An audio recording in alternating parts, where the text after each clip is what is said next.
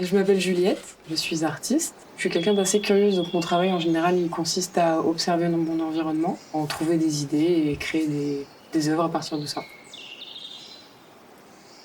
Ma toute première démarche, ça a été d'aller dans la forêt. Donc les premiers jours, je passais ma journée dans la forêt. J'étais venue en me disant que je vais faire la palette de couleurs de paysages du Buran. L'idée de l'urne, c'est de récolter des éléments, organiques ou végétaux, et de les mettre à cuire dans un four. Ça peut être un champignon dans un arbre, ça peut être du bois. Je prends des choses qui attirent mon œil pendant la balade, et en me disant peut-être qu'à la cuisson, ça va dévoiler quelque chose. Les cendres révèlent des oxydes. À l'émaillage, ça fait des couleurs. Et j'aime bien justement ce processus de se dire, il y a une petite surprise. Une cuisson, ça dure des heures, plus de 10 heures. On attend toute une nuit et le lendemain, on a une révélation de couleurs, une révélation d'oxyde.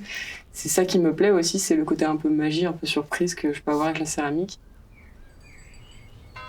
En descendant dans le village, ma démarche, c'était de faire une rencontre avec les gens de Luran, de prendre en capture cette rencontre par le biais d'un audio et par le biais de la céramique en essayant de refaire leur petite maison en argile.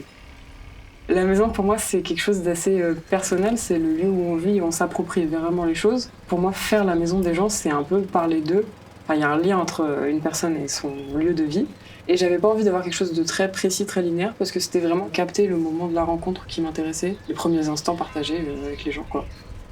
La question que je me pose, c'est peut-être comment créer du lien, comment aller à la rencontre de l'autre, comment approfondir ce lien aussi par le biais de la maison, c'est-à-dire le mode de vie aussi, parce qu'on est dans un village, on est isolé, et du coup, comment on crée du lien dans cet espace.